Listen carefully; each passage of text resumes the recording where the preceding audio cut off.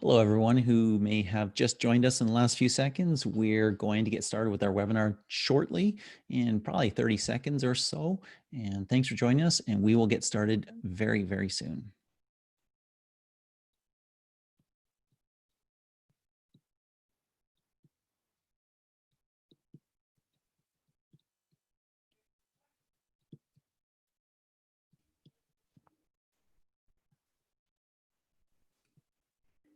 Okay, we are going to get started. This is the iOS 14 webinar, What You Need to Know Now. Welcome.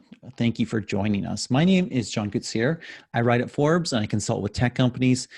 We are seeing a period of perhaps the most epic change we've ever seen in mobile, almost massive change right now. As you know, in iOS 14, the IDFA is going away, or mostly going away, or probably going away, depending on how successful various different apps are at getting access to it.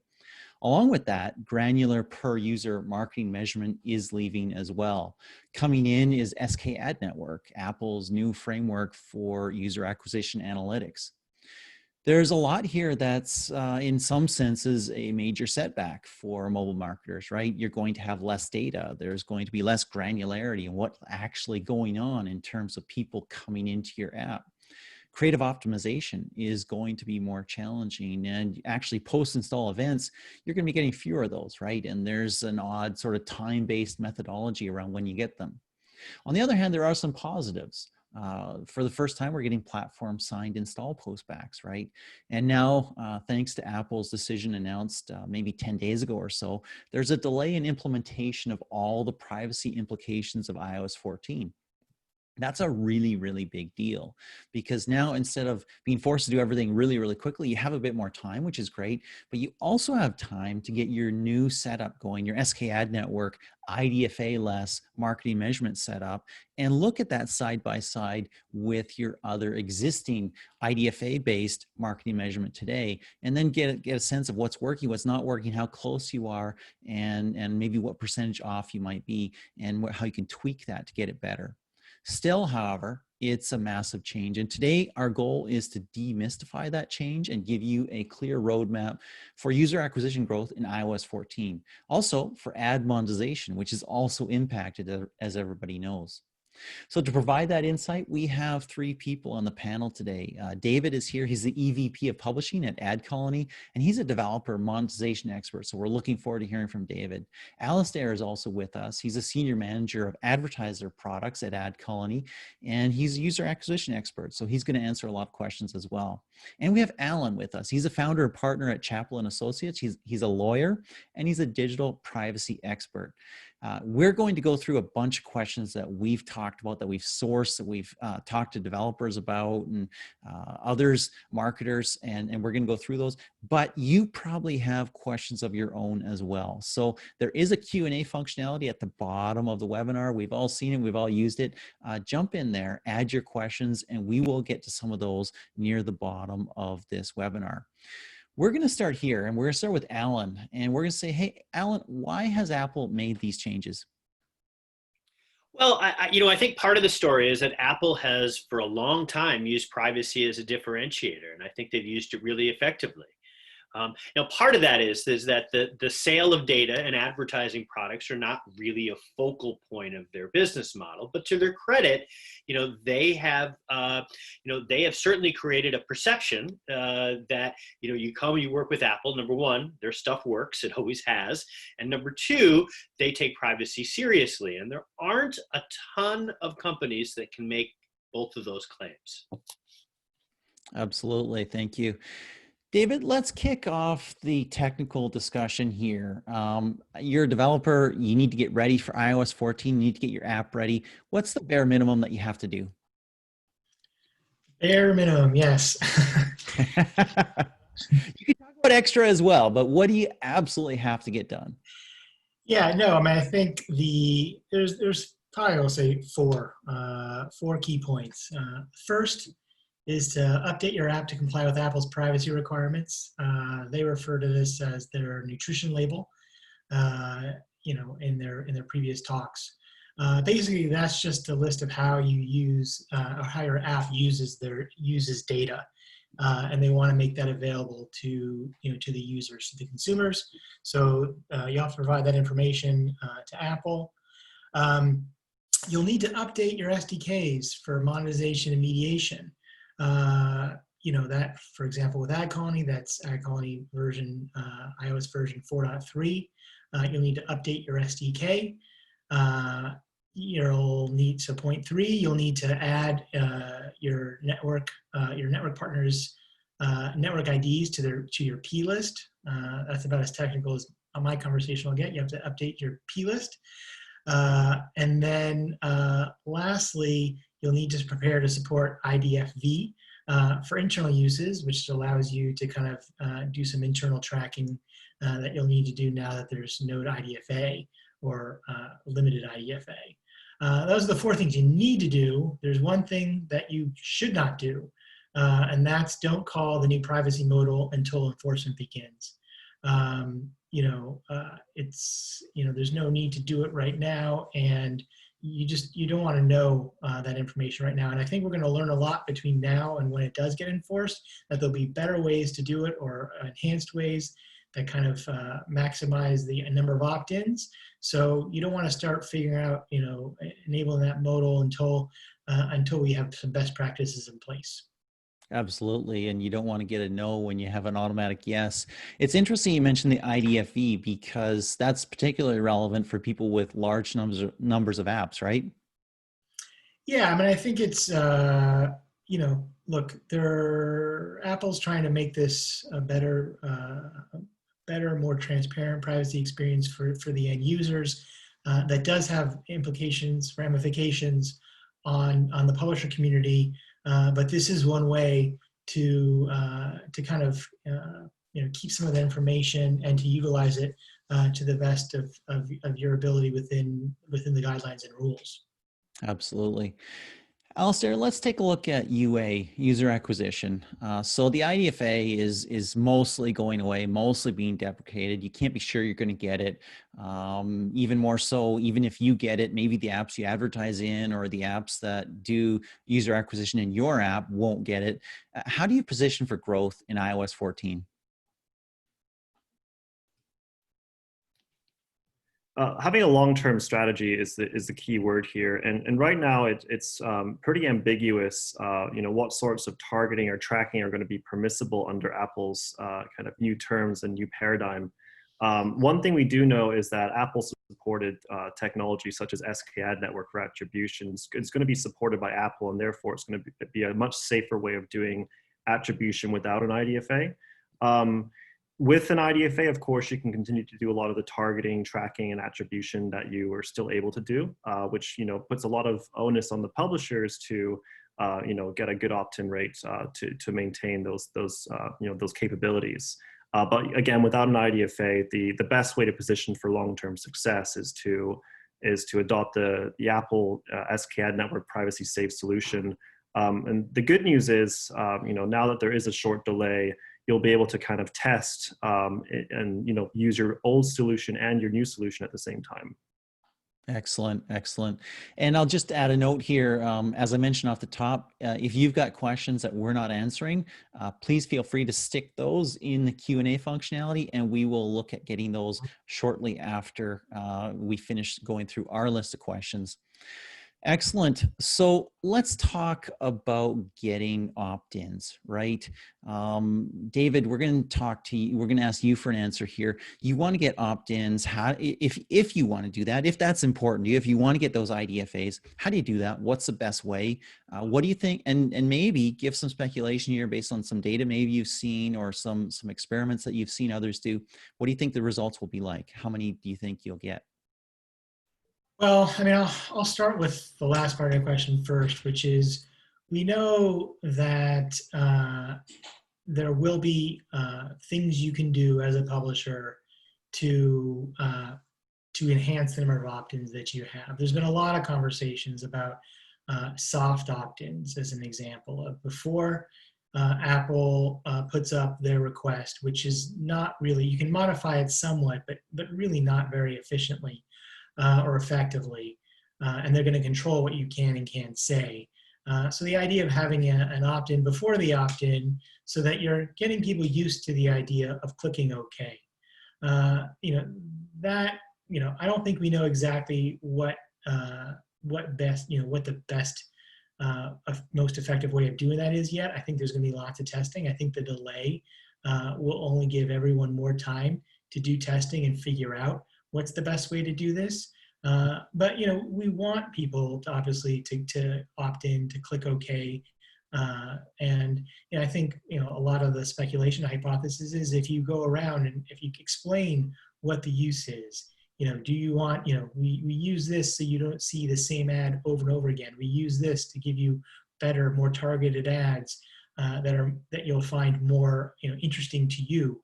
If you give and you humanize the publisher, you know, the developer yourself by saying, look, we do this, it helps us. You know, I think the hope is that more people will opt in and just click OK. You know, I think some people are even talking about incentivized opt-ins. I think that, you know, certainly, you know, we've discussed that in Europe that may be somewhat problematic with GDPR because that kind of crosses some lines there. But the world is not just Europe, and, you know, potentially, you know, incentivizing for the opt-in may be another way to, you know, to encourage the users to agree and consent. You know, look, I mean, I think we've seen some promising results saying that maybe it's higher, the opt-in rate will be higher than what we think it's going to be. I mean, there's been some studies that show, you know, 70% opting in, which is much higher than what I think people originally thought. But those are tests. I think we'll find out more over time. You know, I think it's wise to use this time to start testing some of these ideas out and seeing what's most effective. We'll do our best to check best practices and share best practices with our publishing partners and the community at large. You know, this community is a very, very resilient and innovative community, and I know we're going to find better ways to ask these questions, to utilize soft opt-ins for maximum effect. So we'll keep everyone apprised as we learn more from our partners and from what we see out in the community, and make sure everyone's aware of what's working, what's not working, just so we can, you know, come up with the best possible result. Ellen, anything to add there in terms of opt-ins and some of the legalities around that? Yeah, it's really fascinating. So you can go all the way back to the year 2000 in the advertising technology world. Every single company did everything they could to avoid an opt-in. Opt-in was seen almost as death. Any industry rule that required an opt-in was tantamount to a prohibition because no ad tech company even wanted to go there.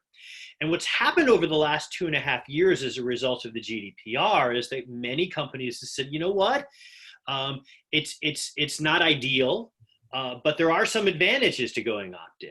And while, you know, I think this is a real opportunity for the publisher and the advertising side of the equation to be really creative in terms of incentivizing users to opt in to, you know, targeted ads or whatever. Now, I recognize that is going to run into some roadblocks in the EU, which has a very, we'll just say, sets a high bar for consent, and an open question about the friction between incentivizing a consent and whether that consent is really freely given. But leaving that aside, I think there's a whole rest of the world where ad tech companies can and really should be experimenting. That's really interesting, actually. And, you know, it's also interesting about, you know, asking for it and just letting people know, hey, this is a hyper casual game. It's free. The way we make money is we show you a few ads. If you want better ads, here's what you need to do, right? And there's a lot of people who will click yes. I know I get a ton of GDPR prompts all the time. I'm sure everybody else does as well. And I typically just say, okay, and fine, it's all good. And that might be the case here as well, but we'll see how that goes. Mm-hmm. Alistair, we're going to turn to you. You've got the install, it's happened. Now you want to measure the impact of your campaign. You want to look at the quality of the install. So you're looking at SKAd networks, conversion value timers, because, you know, we're assuming that you're not getting the IDFA in every case. So we're looking at those conversion value timers. What should you do? Who should own that? Mm-hmm. So one of the things Apple has done in SKAd network is they implemented this timer system, and you kind of hinted at it. And essentially what happens is when the install attribution process kicks off, Apple's going to start a 24-hour timer. And if you're an advertiser who wants to pass post-install events, to measure the quality of the user and pass that information back to an ad network like AdColony, then essentially you have to use conversion value. There's two key things that happen when you, or limitations to the conversion value feature. The first one is the amount of information you can pass is very limited. You can only pass up to 6 bits of information, which essentially would be an integer between 1 and 64. So very little to work with there. The second thing is whenever you want to update conversion value, whether that's the first time or any time thereafter, you have to increase the integer value to a higher number, but then also you're going to reset those timers. And so what this presents is essentially a trade-off between giving ad networks descriptive information on the quality of the users for their campaigns, but also making sure that you're giving that feedback quickly. Because there's up to 64 unique values that you could use for conversion value, it's possible that conversion value could be delayed by 64 days or even more. And for that, it'd be much more difficult to kind of manage a campaign. So when we're talking about conversion value, the main thing that advertisers need to look for is a way to kind of assess the quality of a user very early on so that they're able to get descriptive, but also get that information quickly and kind of avoid the timer issue. It's a really interesting challenge, and we're definitely going to see some that are going to try to get that value as quickly as possible and see if they know already, if they have great data, what's predictive of high LTV, long lifetime value of users and customers, and can we get that right away? And if we can do that, we can almost have a real-time system as we kind of have on an IDFA basis. But you've also seen some interesting ways around that conversion value, like splitting the first and second integer, passing the value. Can you talk about that a little bit? That's right. So there's been quite a lot of kind of brainstorming and chatter in the space around how to manage conversion value. And one idea, for example, is to take the first integer, and then kind of split the meaning of that with the meaning of the second integer, so you can communicate two things at once, one with each of those integers. I've seen some approaches where they actually use, all 6 bits as a binary, so you can split it even further.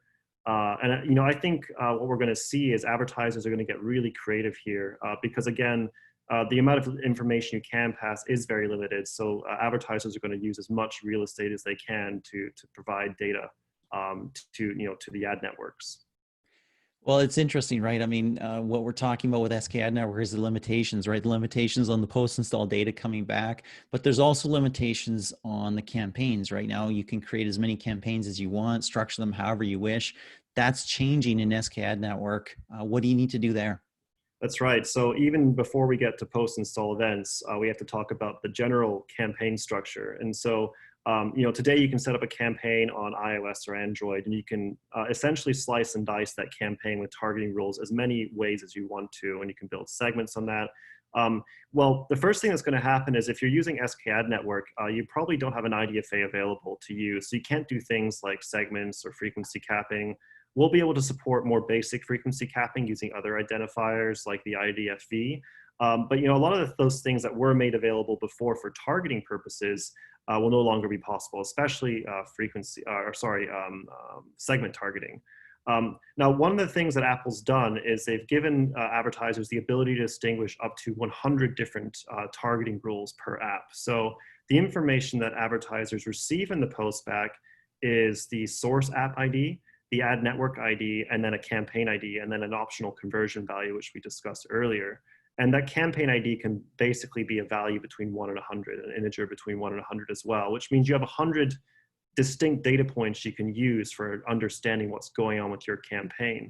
Now that means as an advertiser, you really have to start with that number and work backwards when you're figuring out your campaign structure.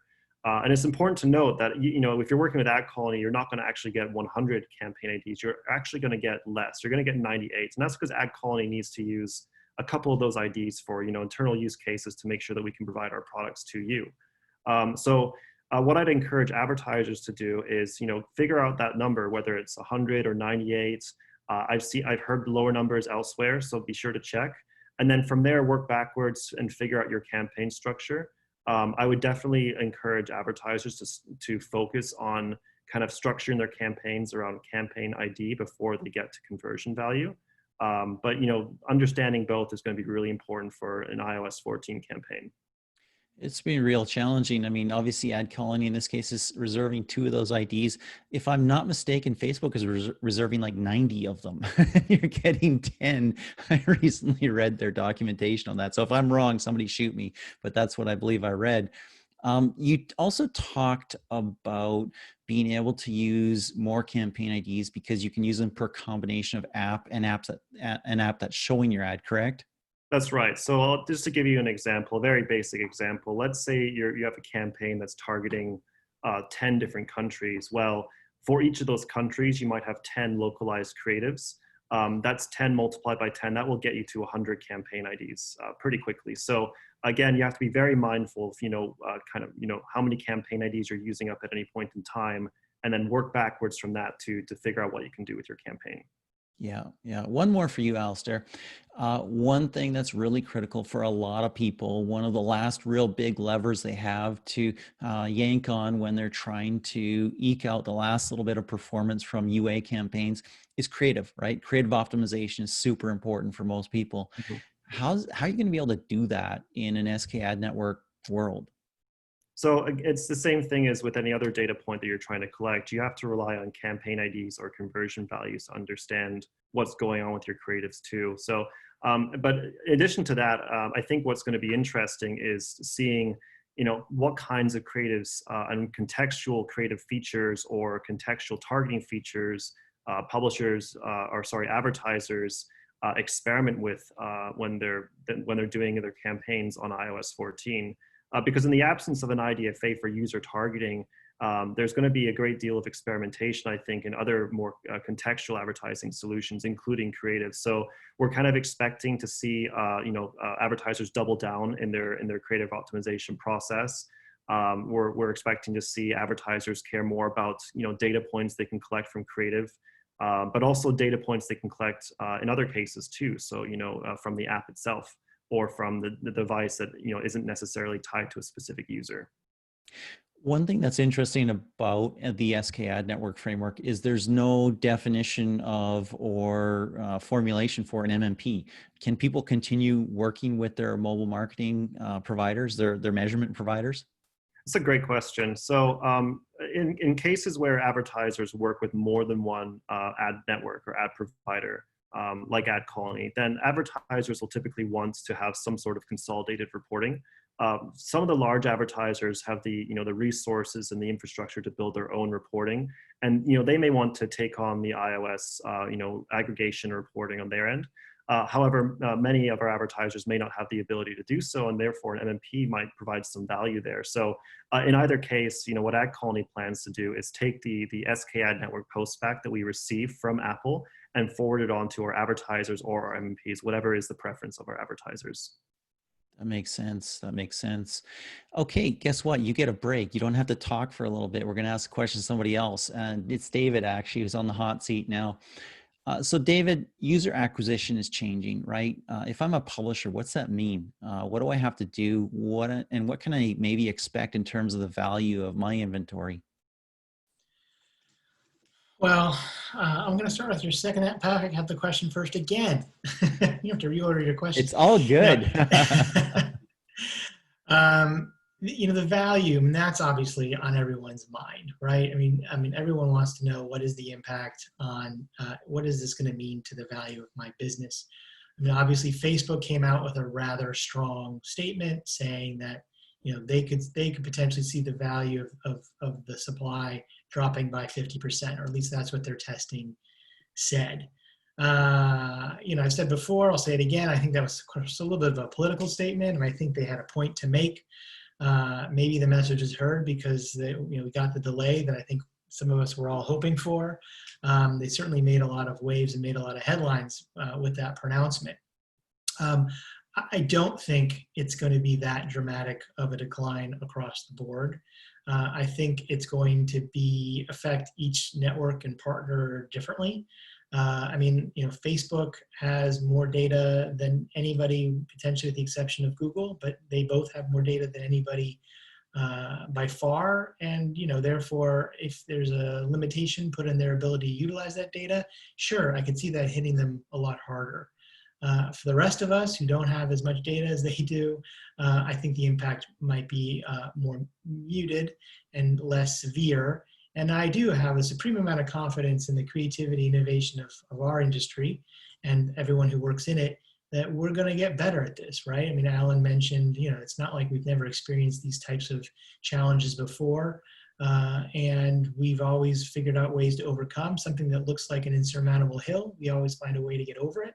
And I think we'll get better. Will it be a shock to the system? Perhaps, and it will take a period of adjustment. But I don't think, I'm not anticipating like dramatic decays.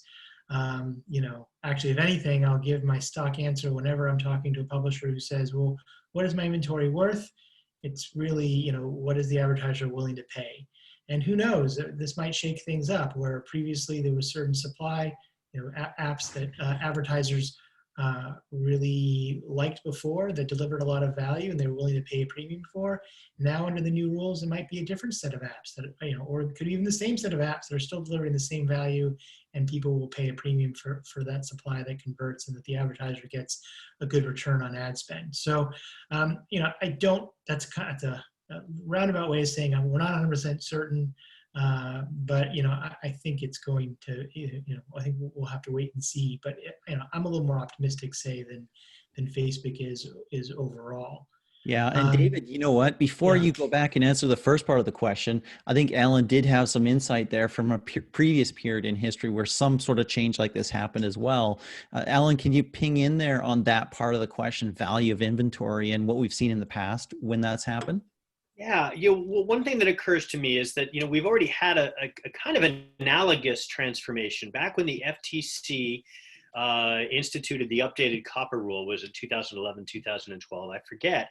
But basically what they did is they said a significant percentage of inventory, particularly in the mobile space, was child-directed. And so an app that is child-directed, once you know that it's child-directed, you are not allowed to do any form of ad targeting. You can do frequency capping, you can do sequencing, you can, that type of ad serving optimization, but you can't do any targeting. Now, initially, there were reports, particularly in the desktop space, of smaller child-directed publishers having a lot of problems, and many of them even went out of business. But over the longer term, again, particularly in the mobile space now, we saw the marketplace adjust. And easy for me to say that the revenues weren't impacted. They of course were. But here we are several years later, and a decent percentage of the inventory in the mobile space is child directed, and those apps have figured it out. Yeah, that's a really good point. And for those in APAC who may not know, COPA was Child Online Privacy Act, and so that had some significant impact, as Alan talked about. So David, let's ping back to you for the first part of the question that I mentioned, which was, hey, I'm a publisher. What does all this mean? What do I need to do? Yeah, well, I mean, when we talk about value, what is it worth? Is it going to impact value? There's one thing I can say is that if you don't support SK Ad Network, you are putting your business at risk, right? So everyone is trying to ask me, well, what is it? What do you mean? How much? What does the risk look like? And again, it's difficult to say because I don't know how many advertisers are going to adopt SK Ad Network. I assume it's going to be a fair number, and if you don't support SK Ad Network, we can't traffic ads that are attributing through SK Ad Network to your app. Why would we do it? We wouldn't be able to report the install and get you paid. So there's two components for SK Ad Network. SK Ad Network has a source app and an installed app component. So if you don't support the SK Ad Network, it's just not going to run. So I can say that it is really important to support this initiative to kind of maintain your business and your revenue continuity. So that's really important. And I see a question that was asked. I just figured it folds nicely into this conversation, which is, okay, fine. So I get it. I need to update to support SKAD network and iOS 14. But what does it mean about like when should I do it, right? You guys, all I have different networks that I'm working with, mediation partner, and when should I do this? And we did receive a reprieve from Apple. Now they said next year. I don't know if that's January. I don't know if that's March. I don't know if it's July, right? They haven't really given any indication. It's just the next year. But you want to be ready for that, right? And I don't think you want to cut it close either, right? I think you want to give everyone a chance to test. I mean, we can't, if people haven't adopted, it's difficult for the networks to test and the mediation partners to test that all the pipes are working. So I think it's important to do it as soon as possible. I am sympathetic with what the questioner, anonymous attendee said, which is, but not all my partners have done this yet, and not everyone has updated. And you're not going to. I mean, I totally agree and sympathetic. You're not going to want to update your app 10 times over the course of the next 2 months, right? You want to batch these things together, so I think I think that's a smart, practical approach. You don't want to stress out your development resources. Every time you make a change to the P list, that also requires an app update. So I understand consolidating your efforts into batches. That being said, I think you want to draw a line, right? You want to let the ad networks know that you can't kick the can down the road forever. And that, look, you're going to get busy with holiday content updates. There's going to be other things that require your development team's attention. So you're not going to want to just make this a last minute thing. And I would encourage you to do it as soon as practical, right? I mean, as soon as makes sense, you want to do it. I would recommend doing it within this year, because we just don't know what Apple's plans are. I mean, they could start enforcing January 1st for all we know. So, I think it's safe to do this year. I mean, I think for those who are laggards, right, who haven't quite become iOS 14 compliant, iOS 14 will go to Goldmaster and they will release sometime soon. If anyone knows, please let me know, because I don't think anyone knows exactly when it's coming out. But we think it's mid-September, which is mid-September is next week-ish, right? So it's coming soon. So hopefully those who have not done the work will do the work. But I would put pressure on those ad networks, quite frankly, to get their act together and make the changes they need to make to be compliant, so that you guys can get compliant as quickly as possible. And again, I would be counseling all of my, all the partners I speak with, that yes, you got extra time, but don't delay. Get it done as soon as practical, and hopefully this year. It's that important, and it's just not one of those things you want to rush in the end. You really want to get it done. So you absolutely do, David. And I mean, I've talked to many advertisers over the past, it's got to be a couple months now. And I'm talking the kinds of app publishers who are advertising $10-20 million a month, right? And they are implementing SKAD network. And so, if you want to be eligible for some of that spend, obviously that's going to require you doing that. The other thing that's really important there, as I kind of mentioned off the top, is I would hate, as somebody who is in charge of mobile user acquisition for my company, to go blind into a transition as important as this. I would really want to be running some SKAD network tests side by side with Idfv tests, and just judging how optimized I can get that SKAD network stack, essentially, so that I can continue to grow my company well after the transition. So I think that's really critical on a bunch of different sides there. Alan, I want to turn to you and build on some of those questions. As you know, most developers and UA marketers work with multiple different partners on both sides of the growth coin. And as you know, there's more and more scrutiny on what's going into your app, right? We've seen that recently as well. What questions should you be asking partners to ensure business continuity, to ensure safety from a privacy perspective? Well, it's a great question because it's really one of the endemic challenges of the ad tech chain, really going back since day one. We're almost, as a group, we're beholden to the lowest common denominator, and the market forces often, and this is unfortunate, but market forces often work in such a way that those who skirt the rules are able to make the most money. And so it creates a certain amount of incentive for at least a percentage of the marketplace to not do the right thing. And that has challenges for those who are trying to do the right thing. For the one thing, you've got revenue at risk. But the larger thing is with the example that David brought up with publishers, publishers are reluctant to do things because they don't have all their ad tech partners in line, so that they're lagging. And so it becomes a real challenge to create the right pressures for the marketplace. Now, I think self-reg can be helpful there. I think on some level, one of the things that's driving Apple is that rightly or wrongly, they look out in the ecosystem and they say, look, you guys aren't doing enough. You're not moving fast enough. And so, one might be able to criticize Apple's approach, and even in some instances, if you get wear my more cynical hat, even some of their motives. But I think they make a valid point when they say, look, the marketplace itself has not moved quickly enough towards doing the right thing. Now, for right now, for companies that are interested in doing the right thing, I think it's critical. You vet your partners, you understand, exactly what data they're collecting, and are they adopting data minimization standards? Are they collecting only the data that they need? Are they retaining it only a certain period of time?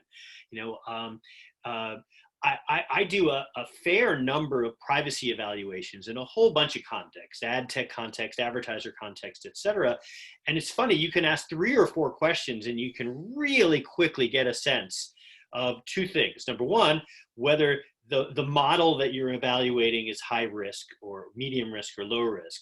But number 2, in literally 5 minutes or less, I can get on a call with people and find out, figure out if they're kind of BSing you because they're kind of, put the window dressing out there to do the right thing. And it's really, really important now to have an actual data governance program to really understand what data you're collecting, what data, where it's being transferred, what type of disclosures are appropriate, et cetera, et cetera. And, there are some companies now and more that are doing a really effective job of that. But again, endemic to the ad tech space is that there's just too many who are what I'll call free riding.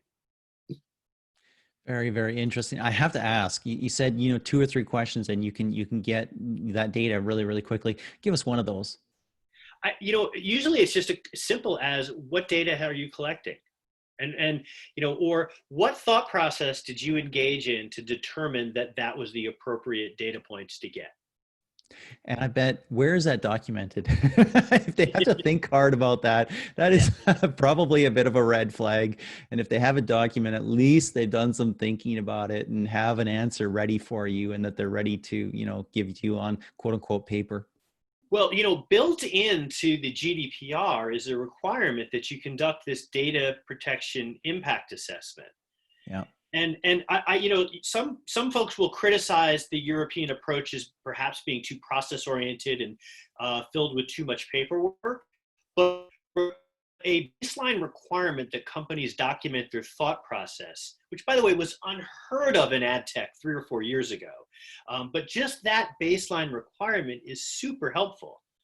Because it allows companies to really be able to build an argument for and against, because this is all risk-based. So you use it for or against, adopting particular strategies. And so we're really long past the time of working with companies who aren't willing to do that type of work. Yeah. Yeah. Great points. Thank you. We have a question from the audience, anonymous attendee. And by the way, if you have other questions, now is a great time to pop them in because we will address them right now, if at all possible. So this question, I'm going to sort of ping David and Alan to maybe have different takes on the answer to this one. This question is about independent ad tech and identity solutions that companies like LiveRamp, Idfv, and Zeotap, et cetera, are pitching publishers. Are those compliant with Apple's terms of service? And I realize you can't talk to other companies and what they're doing or not doing, but if you can give us some insight here, that'd be helpful. Well, I'm happy to jump in, and I would say that there's a pretty key distinction that's developed over the years between the browser space and the mobile app space. And in the browser space, there has been a long accepted, we'll call arms race vis-a-vis tracking technologies. Apple and Android, to their credit, sort of circumvented a fair amount of that by just saying, well, we'll provide the tracking technology. Not to say that there weren't others being used, and not to say that there weren't others being used in ways that made sense and were transparent. But for the most part, the arms race of alternative tracking technologies has been more of a browser function, in my view, than in mobile app view. I would be wary of I would be wary of companies making claims that they are fully compliant with Apple's terms of service, or Android's terms of service in that respect, because I believe both of them, for one thing, prohibit anybody from combining their identifier, any of their identifiers, with another device ID. So, right off the bat, I think that's we'll just call it a challenge that would need to be nuanced by companies, with that model. That was a pretty comprehensive answer there, David. Anything to add to that? No, I agree wholeheartedly. If it's too good to be true, it probably is. Look, none of us really know how Apple's going to enforce, but I do believe them that they are going to enforce, right? And I think you have to go in eyes wide open to when you listen to some of these partners that make promises about being compliant, when you know that deep down, like, how could they be doing this if it's the spirit versus the letter of the law? I mean, they're clearly breaking the spirit of what Apple wants from the industry. Are they really doing this in a way that is, not going to draw the ire of Apple? And would you really want to put your entire business at risk? I mean, Alan has his list of questions he asked to see how serious people are. I would just want to make sure that, that you as a company, do your due diligence and really ask hard questions of these companies, because I don't think Apple's going to mess around, right? I mean, I think that there's a chance that you could really shoot yourself in the foot. And I think, there was lots of questions in the beginning. I think Alistair might actually have some interesting insights about this, because when people were like, oh, fingerprinting, is it okay? Is it not okay? And there's a lot of people thinking that they're going to bend the rules around fingerprinting. And I think most people have come around to realize, we really probably can't do this. And so we should probably own up to that now, rather than trying to bend the rules and then see if we get our knuckles wrapped by Apple. I guess just be careful, I guess, would be my only advice there, because again, I think Apple's going to take this stuff seriously. Yeah, I think that makes a ton of sense, and I won't name names, but there is a major MMP that had removed a lot of their website that was based on an identity graph that was, of course, built on fingerprinting, and mysteriously disappeared a couple of weeks ago. All those pages went away. Alistair, since David nominated you there, talk to us about fingerprinting, and that is explicitly against the rules, correct? So Apple's very specific in their prompts when they request users to be tracked across apps and websites. And it's just that if the user says, I want to be tracked across apps and websites, then Apple provides an IDFA, which is the perfect tool for doing that. If the user says no to being tracked across apps and websites, it's fairly straightforward. You just cannot do it. So you cannot use an alternative identifier to recreate an IDFA, whether that's deterministically or probabilistically, in an attempt to track users across apps and websites. If the user says no, they mean no. In which case, the safest solution would be to use SKAd network, which is what Apple has provided for advertisers. That makes a ton of sense. Excellent. Well, we've answered the questions that we set out with, and we've also answered some from the audience. So I want to thank the audience for asking those. As we move towards summing up this webinar, then I'm just going to ask each panelist to kind of give us maybe your top 1 or 2 tips for the next 3 to 5 months. So we've been given this extra time, and what should developers, what should publishers do with this extra time? Alan, we'll start with you. Sure. I think there's a couple of trends that if I were in the ad tech space, and I am, but I would encourage other people to be following. The first is that there's apparently reports of a Justice Department inquiry into the practices of Google around alleged anti-competitive practices. There's a similar inquiry going on with the Competition and Markets Authority in the UK. There's another one in Australia. I can't help but wonder if part of the reason for Apple's pullback is they knew this was going on. This has been an open secret in DC for a couple of months now. And I just wonder if, as this has started to heat up, if that might have been one of their thought processes for pulling back. And then the second just observation is, if Apple requires a consent for IDFA, on some level, they own that consent. And I just wonder if another reason for the delay might be that they're hoping to get the blessing of some entity within the European Union, maybe the CNIL or one of the supervisory boards, for the consent that they are proffering. Because on some level, if they're putting it out there and they're controlling how it's being presented to their users, that's now very officially an Apple consent. That is a very interesting point, because there's been multiple people that I've talked to that have talked about the intersection and potential conflict between different ways of consent. So IDFA by Apple, GDPR, California Privacy Act, all those other things in different districts and jurisdictions, and how does it all function, as well as in other countries, of course, in APAC. David, we're going to turn to you. Your 1 or 2 tips for the next 3 to 5 months. Well, I think we all know where I'm going with this one. No, please update the SDK or get your app updated with all the compliant SDKs as soon as you can. Again, I think I use the word practicable. I mean, like, as soon as it is reasonable for you to do it, I think you need to do it. It's good.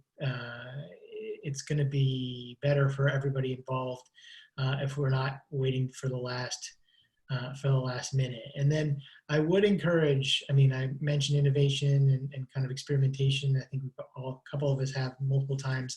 I think experimenting around the soft opt-ins, I think can only benefit, everybody. I mean, that's one way to make, the problem, or not the problem, but just to change the complexion of the situation we're facing, is get people to opt in, right? And then all the tracking is okay. We just got to get them to opt in. So, being ready with SKAd network for those that don't, and then making sure that you get as many people to opt in, as you can, so that you still have access to the IDFA. Those are the things that I would encourage the audience to really look to doing. Excellent, excellent. And Alistair, last but not least, hopefully the others haven't stolen your thunder and said the things that you were going to say. Your 1 to 2 tips for the next 3 to 5 months. The big thing is to get prepared for trafficking SKAd network campaigns. So, while we're encouraging our publishers to not request the Apple, request to track until it's enforced, there's still a lot of users that are, have limit ad tracking enabled, they don't have an IDFA, and you can target those users with a scan campaign. And then I'm sure some publishers, once they have updated SDKs and have integrated, ad networks into their P list, they might start doing tests on the pop-up and the opt-in as well. In which case, if the users do not opt in, you can also target those users. So it's a really nice way of turning kind of a cliff, if you will, into a steep hill, and then turning a steeper hill into a less steep hill. It kind of gives advertisers a good way to to get familiar with SKI network campaign trafficking, test and evaluate performance, so that when iOS 14 enforcement does come, you can say that you're confidently ready with SKI network and ready to move forward. Excellent. Thank you so much.